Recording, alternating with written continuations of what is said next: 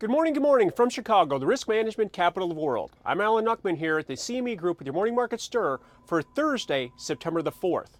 Markets were mixed yesterday. We did make new highs across the board in the futures.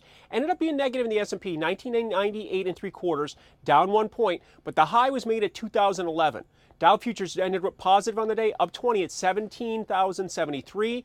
The Nasdaq had a key reversal, meaning made new highs but closed lower. We'll want to keep an eye on that on a weekly basis. The finish was down 20 points at 4072 after making new highs at 4114. So we had a half-point loss in the NDX, and the other markets were mixed. The dollar down 13, 82.89. Euro currency up 19 at 131.46. Trying to bottom out here at 131 possibly. The bond market was up 8 at 138.30.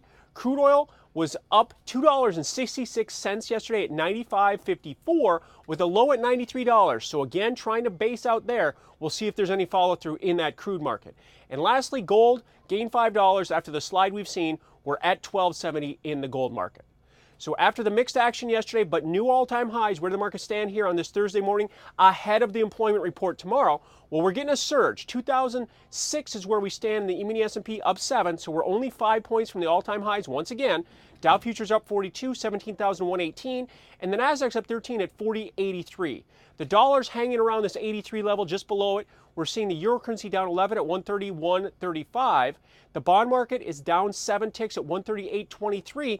Feeling like last week was the high in that market. It's continued to drift lower. The yield on the 30-year is at 3.15, and the 10-year note's at 2.41. We're trading the December futures contract.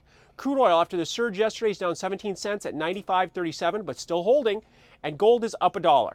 So to wrap up the current action with 2 hours to go before the cash stock market and the employment report tomorrow, right now we are positive. We're up 7 in the E-mini S&P and we're up 42 in the Dow futures.